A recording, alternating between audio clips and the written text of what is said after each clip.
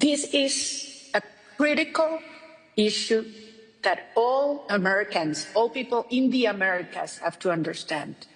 Venezuela has been turned into the main bridgehead of the adversaries of the United States and its criminal networks and enemies that support them. So now Venezuela has turned, our territory, our resources, our institutions have been taken by, they're being captured by these actors, these criminal actors.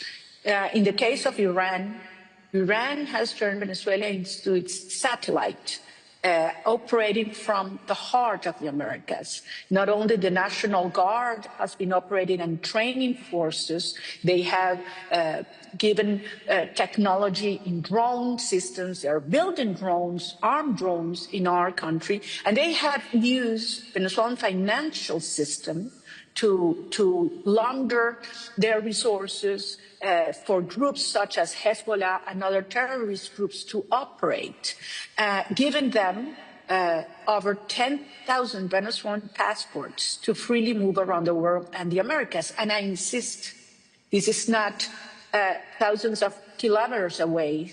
This is 3 hours by air away from Florida. In the case of Russia, Russia has armed Venezuela. Russia has helped in intelligence, espionage, and technology.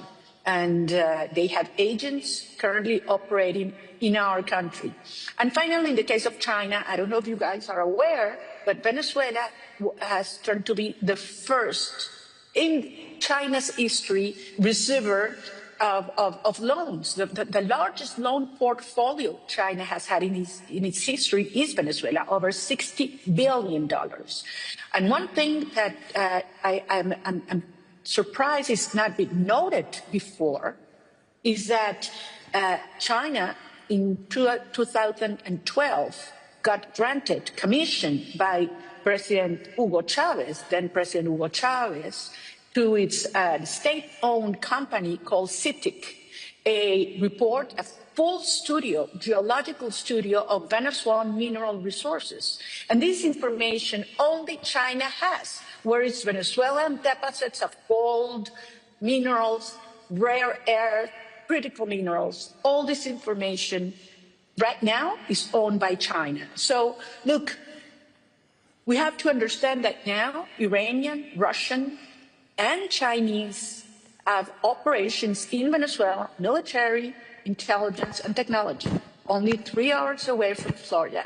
And a transition to democracy will certainly dismantle this, turn Venezuela into the strongest security ally of the United States and Western democracies in the region.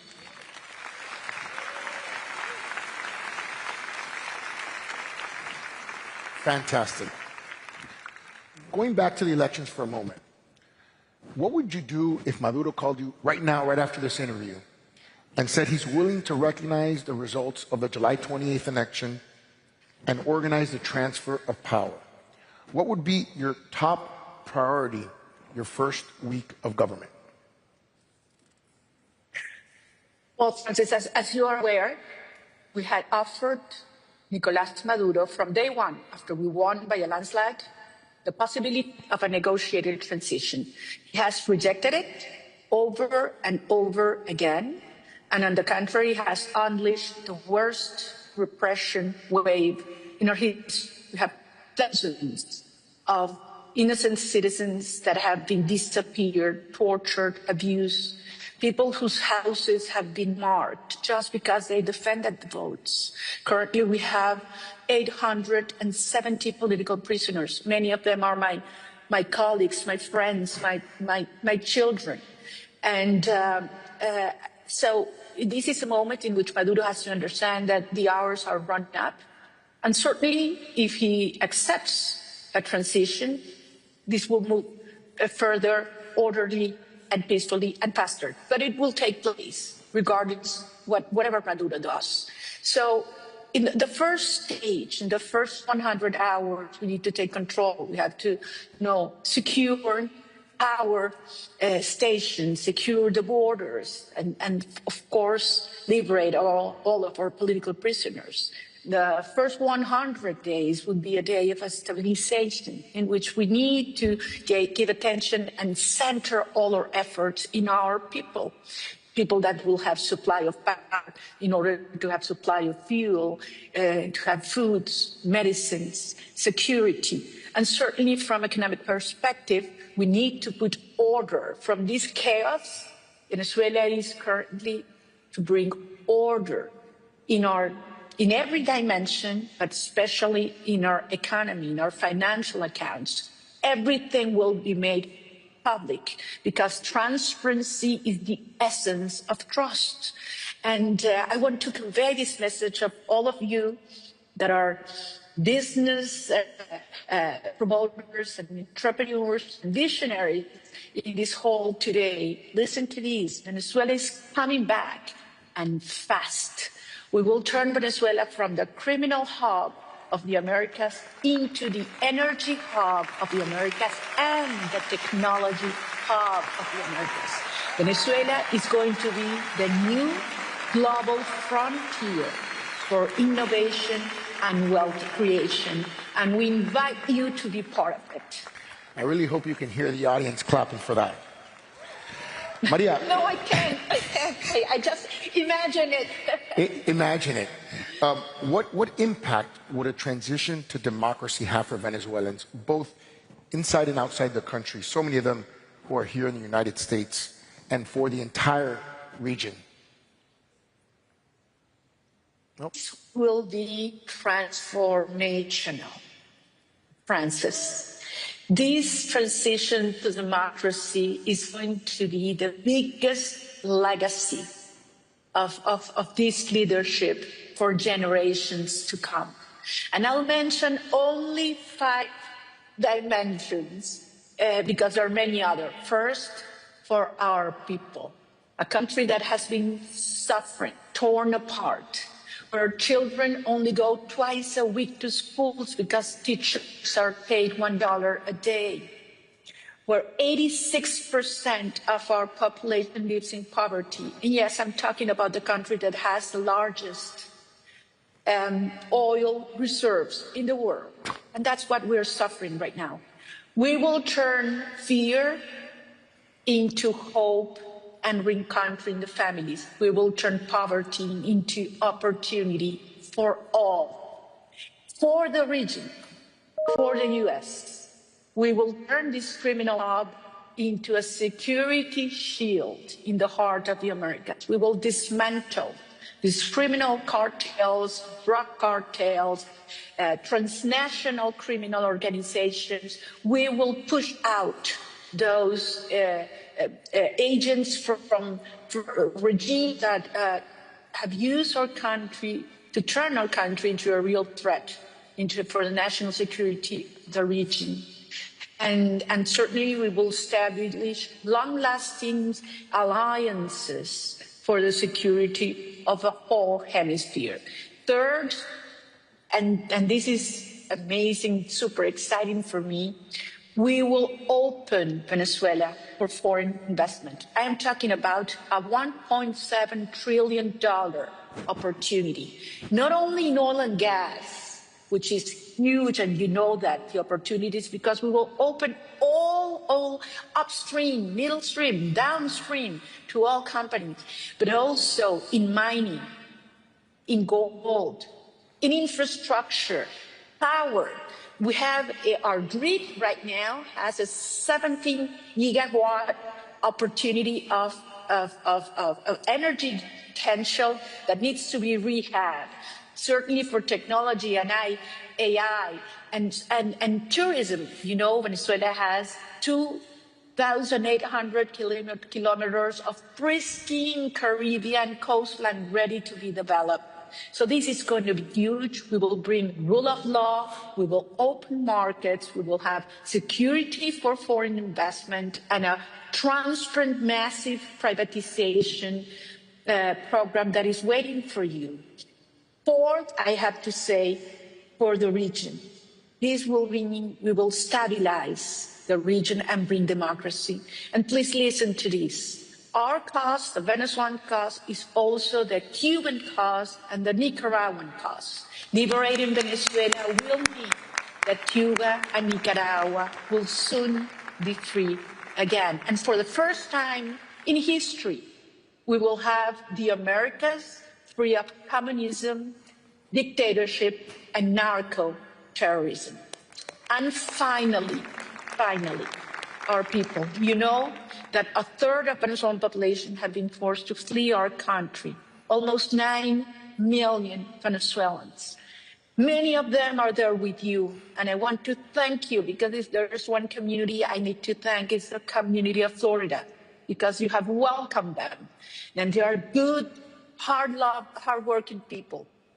But we want them back, and as soon as Maduro goes, you will see hundreds of thousands of Venezuelan migrants coming back home. We want our children back home, and we will reunite Venezuela in a proud, prosperous country for that. Wow. Again, you can't hear the audience, but they're clapping tremendously for you. How would you go about restoring relationships with more challenging countries like Brazil, Colombia, or Mexico? Well, the situation is different with every one of them, but they will understand that we will bring rule of law and transparency above all. Player in our region. We hope we can build strong, transparent, mutually beneficial relations with Brazil, not only in commerce, investment, migration, but also promoting democracy and rule of law in the region. Secondly, with Mexico, this goes beyond commerce or investment, because there's a common challenge regarding dismantling the drug cartels. And we expect that this could be a hand-in-hand strategy, as we will have with the United States and other countries, for these criminal structures to be stopped and pushed out of our countries.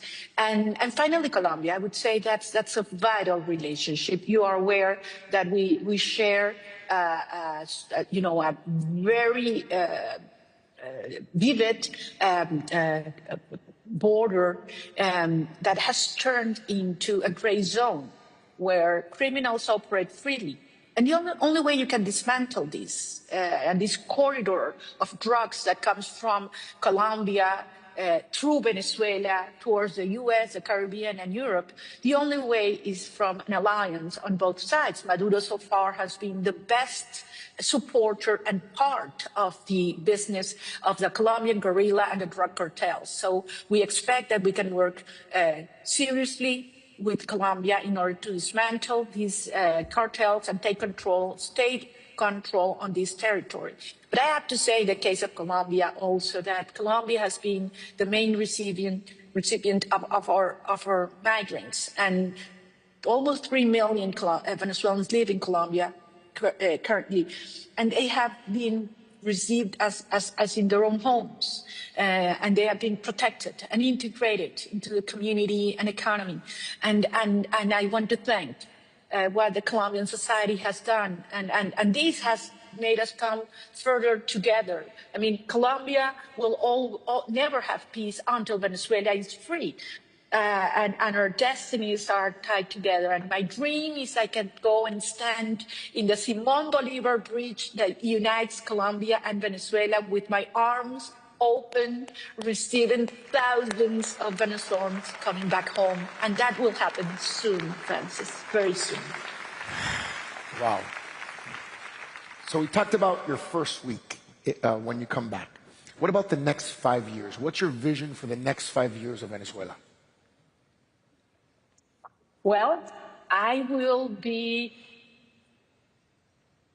with my family united and my loved ones in a free country.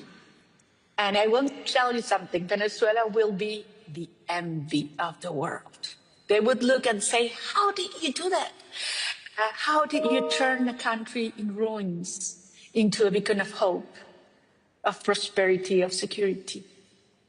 I know many people feared that the destruction and devastation have been so huge in our institutions, in our infrastructure, in our resources, in our families, in our soul. But believe me, this has brought a country united as never before. We turned down the barriers the regime had built to divide us for racial or ideological or social issues. And the country is united around values, human dignity, freedom and love. And this, this urge, this need to bring our children back home. So Venezuela will turn into a country of prosperity that will be a living example of what citizens organize with their will and genius to turn into a great nation that will also be a recipient of citizens that come all over the world because they want to invest, to create, to live their dreams in a land of grace.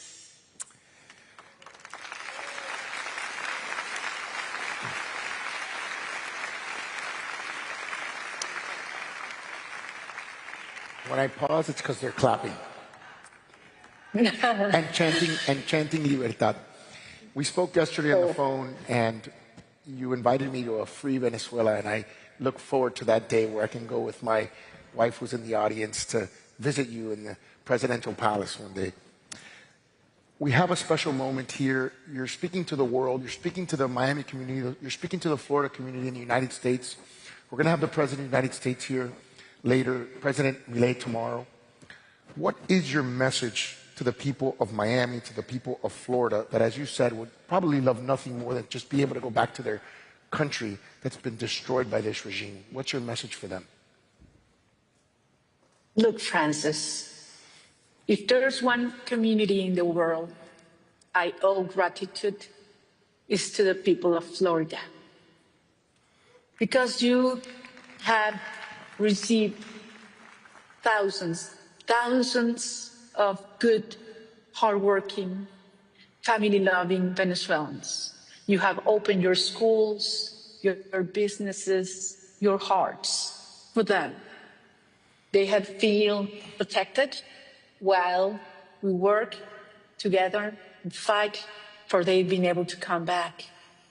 And also you have maintained this flame of hope alive, making the world understand that freedom is a universal cause, and understanding what it means liberating Venezuela in the context of Latin America and the Americas as a whole. As I mentioned before, once we liberate Venezuela, Cuba will follow, Nicaragua will follow. We will have this continent free of communism, dictatorship, and narco-terrorism for the first time in history. This is huge. So I want to thank all of you in your community, teachers, owners of businesses, journalists, and certainly your leadership, your political leadership. You have been a great friend, Francis, of our cause. I am so grateful to you. I'm so grateful to the Secretary of State, Marco Rubio, that has been, the champion of the cause of freedom and democracy in the Americas. I want to thank Governor DeSantis. I want to thank my friend, Senator Rick Scott, that has always trusted us, and now Senator Ashley Moody. And of course, I have to say, and I want to make a special mention to our three amigos, or three friends, María Elvira Salazar, Mario Díaz-Balart, and Carlos Jiménez, who have been so close and always supporting us. So, this is a tribute to all of you as well. And I want to insist in this. The prize that was given to us is also a prize that you should feel as your own, because you are part.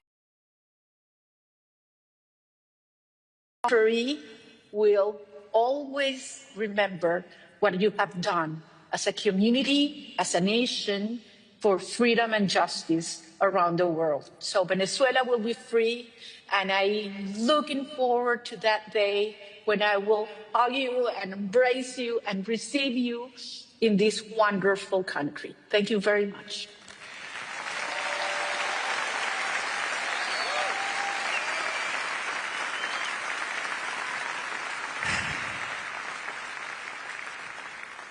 María Corina, thank you so much for your courage in doing this. We know you do this at tremendous risk to yourself. Thank you for sharing your words, your vision, for your leadership.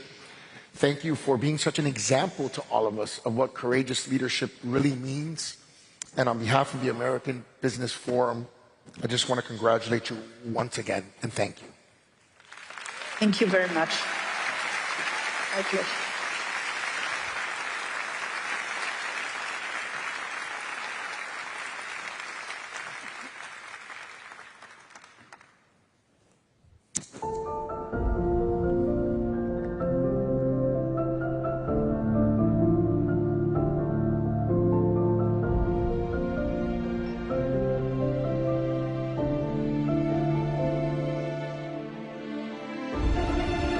Pioneering investment inspires you to dig deeper and step up to the highest level. That's the PIF effect.